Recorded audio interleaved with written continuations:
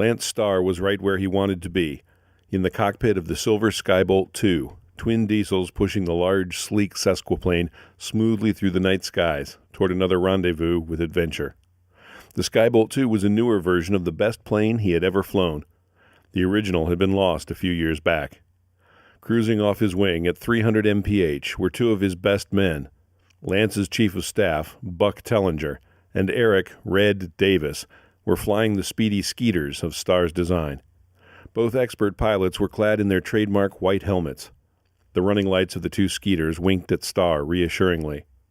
As the three planes approached San Francisco, Starr checked the status on the gleaming instrument panel.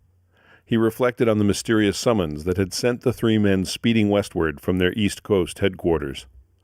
Just yesterday, he had received a letter, hand-delivered by a motorcycle courier to Starr Field in Long Island. The messenger had strict orders to hand-deliver the message to Starr and no one else. Although the man was dressed in civilian clothing, he gave off a distinct military air. The messenger had told Starr that he was instructed to wait and carry back the reply. Lance had replied in the affirmative, and then called up Kevin McDouglas, the old Scotsman who was the major domo of Starr Field. "Lance, calling about the tests on the new equipment on the Skybolt II," McDouglas inquired with his characteristic Scottish burr.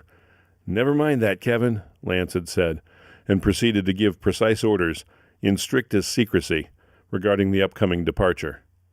Only the head mechanic was to be notified so that their planes could be readied. Lance would have preferred to let his whole staff in on it.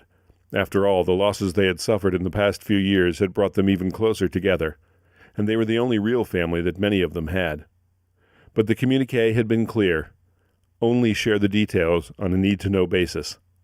And so, 12 short hours later, Lance, Buck, and Red were making their final approach into San Francisco Bay.